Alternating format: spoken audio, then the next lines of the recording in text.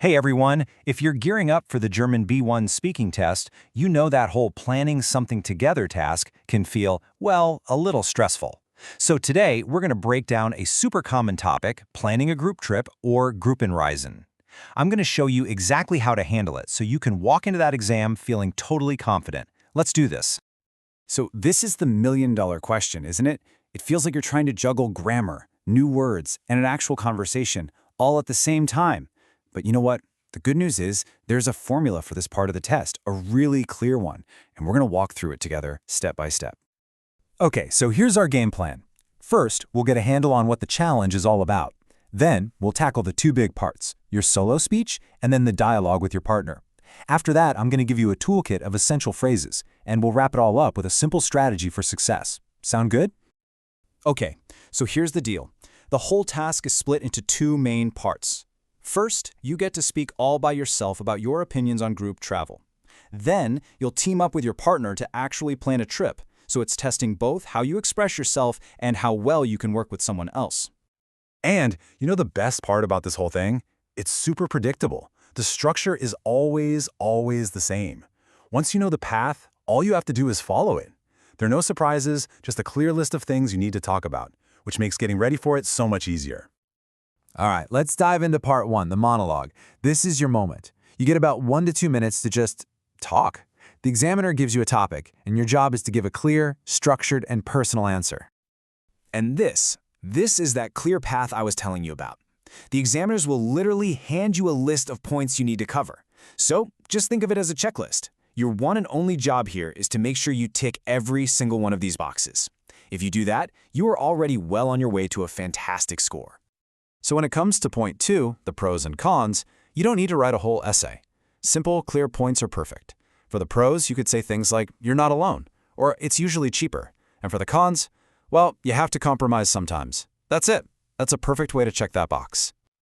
Now for point 3, your own experience. This is where you bring it to life.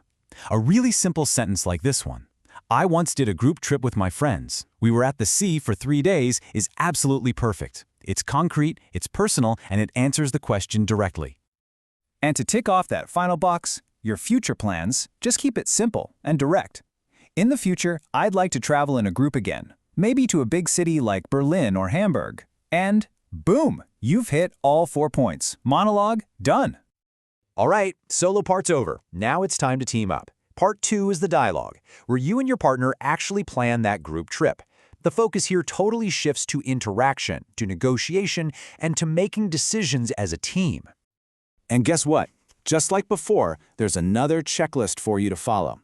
The examiners want to hear you talk about these 6 key things. Your goal isn't to create the world's most amazing trip plan, it's just to make sure that you and your partner touch on every single one of these topics during your chat. You know the best way to really get this is to see it in action, right?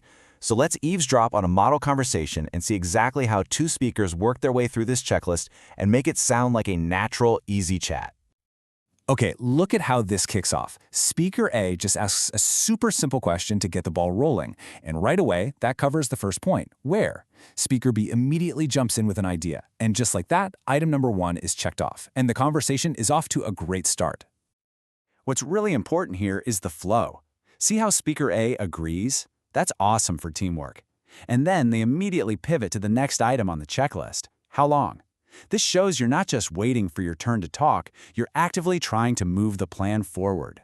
Okay, now this is really clever. Check out how efficient this is. When they're talking about a place to stay, Speaker B suggests a holiday apartment and right away gives a reason. It would be cheaper. So in one sentence, they've covered accommodation and brought up the topic of costs. That's smart. This right here, this is what great interaction looks like. Speaker B throws out a few ideas for activities, and Speaker A doesn't just say, okay, they add more ideas to the pile. They're building the plan together. This is exactly the kind of collaboration the examiners love to see. And finally, you gotta wrap it up. Every good conversation, every good plan needs a clear ending. After they've hit all the points, one speaker says something to summarize, and the other agrees. A simple, perfect, then we have a plan, is a clear signal to the examiner that you're done and you've successfully completed the task.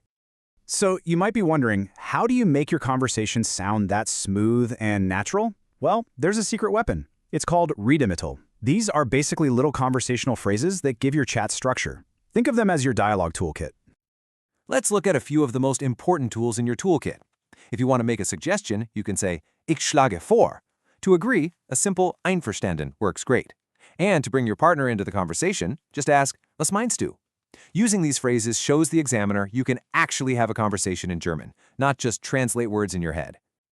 Okay, we've covered the monologue, we've covered the dialogue, and we've got our language toolkit ready. So let's pull all of this together into one final, super clear strategy that you can take with you right into the exam.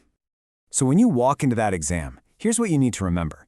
For both your monologue and the dialogue, treat those prompts like a checklist and hit every single point. Use your Redemittal toolkit to make the conversation feel natural and smooth, but honestly, the most important thing, really, truly listen to your partner and respond to what they're saying. It's supposed to be a real conversation after all. And there you have it. That is your roadmap to acing the B1 Gruppenreisen task. By following that structure and using these tools, you can turn this challenge into a fantastic opportunity to show off your German skills. So now, there's really only one thing left to ask. Where would you plan your trip?